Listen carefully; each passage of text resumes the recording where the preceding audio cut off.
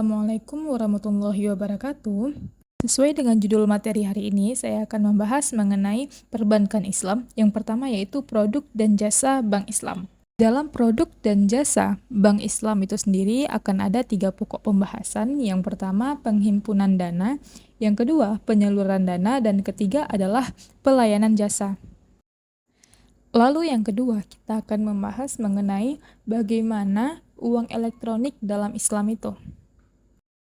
Baiklah, langsung saja masuk kepada pembahasan produk dan jasa Bank Islam. Pada dasarnya, bentuk-bentuk produk dan jasa Bank Islam itu adalah sama dengan bank konvensional. Yang membedakannya ialah akad-akad yang berada hanya ada pada bank syariah atau bank Islam itu sendiri. Yang pertama yaitu penghimpunan dana. Sama halnya dengan bank konvensional, penghimpunan dana dari bank syariah itu sendiri yaitu berada dalam bentuk simpanan berupa giro, tabungan, dan deposito. Produk-produk tersebut sudah diatur di dalam Fatwa Dewan Syariah Nasional. Nah, pada pokok pembahasan yang kedua, kita akan membahas mengenai penyaluran dana. Produk penyaluran dana sendiri pada bank konvensional disebut dengan kredit, sedangkan pada bank syariah disebut dengan pembiayaan. Nah, produk-produk pembiayaan yang ada pada bank syariah yaitu pertama, pembiayaan berdasarkan akad jual beli, yang kedua, pembiayaan berdasarkan akad sewa menyewa, yang ketiga, pembiayaan berdasarkan akad bagi hasil, dan keempat, pembiayaan berdasarkan akad pinjam meminjam yang bersifat sosial. Pembiayaan berdasarkan akad jual beli. Di dalamnya terdapat lagi akad murabahah, akad salam, dan akad istisna.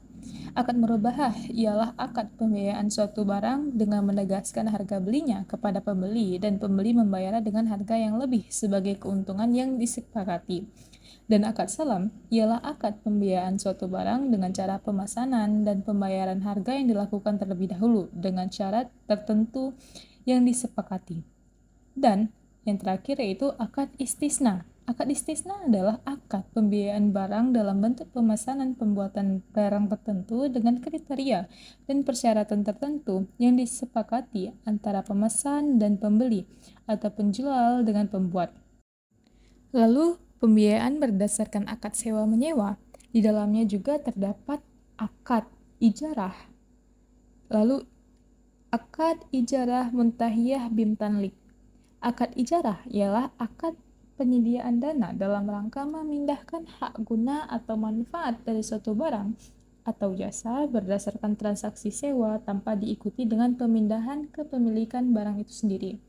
Lalu, akad ijarah muntahiyah bimtamlik adalah akad penyediaan dana dalam rangka memindahkan hak guna atau manfaat suatu barang atau jasa berdasarkan transaksi sewa dengan opsi pemindahan kepemilikan barang.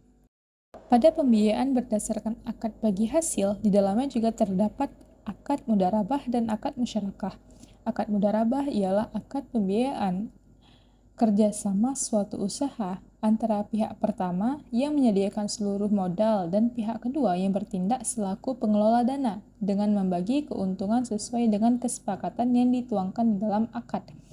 Sedangkan kerugiannya ditanggung sepenuhnya oleh bank, kecuali jika pihak kedua melakukan kesalahan yang disengaja, lalai, atau menyalahi perjanjian. Jangka waktu usaha, tata cara pengembalian dana, dan pembagian keuntungan ditentukan berdasarkan kesepakatan kedua belah pihak. Dan akad musyarakah ialah akad kerjasama di antara dua pihak atau lebih untuk suatu usaha tertentu yang masing-masing memberikan porsi dana dengan ketentuan bahwa keuntungan akan dibagi sesuai dengan kesepakatan, sedangkan kerugian ditanggung sesuai dengan porsi dana masing-masing. Yang terakhir ialah pembiayaan berdasarkan akad pinjam-meminjam. Akad pinjam-meminjam ini bersifat sosial, merupakan salah satu produk perbankan yang lebih mengarah kepada misi sosial, yaitu CAR. Jika tadi yang dibahas adalah produk-produk yang berada pada Bank Islam, maka sekarang yang dibahas adalah jasa pada Bank Islam. Pada dasarnya bentuk-bentuk produk dan jasa Bank Islam sama saja dengan bank konvensional. Yang membedakan ialah akad yang ada di bank syariah. Pada pelayanan jasa di bank syariah terdapat akad-akad syariah yaitu hawalah, kafalah, wakalah, ran, dan syaf. Yang pertama, akad hawalah. Hawalah adalah pengalihan hutang dari orang yang berhutang kepada orang lain yang wajib menanggungnya. Lalu, kafalah. Akad kafalah ialah akad pemberian jaminan yang diberikan satu pihak kepada pihak lain, di mana pemberi penjaminan bertanggung jawab atas pembayaran kembali hutang yang menjadi hak penerima jaminan. Lalu yang ketiga adalah akad wakalah. Akad wakalah yaitu akad pemberian kuasa kepada penerima kuasa untuk melaksanakan tugas atas nama pemberi kuasa.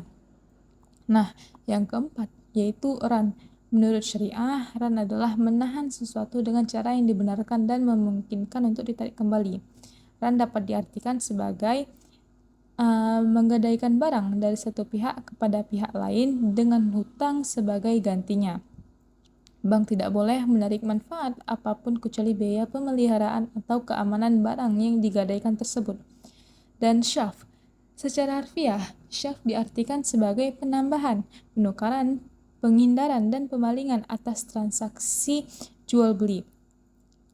Akad syaf dipraktikkan oleh bank syariah dalam produk jasa berupa tukar-menukarkan mata uang asing dengan berdasarkan pada kurs jual dan kurs beli di suatu mata uang. Pada pokok pembahasan yang terakhir yaitu e-money dalam Islam. Uang elektronik pada dasarnya sama seperti uang biasa, memiliki fungsi dan nilai yang sama, namun dalam bentuk yang berbeda.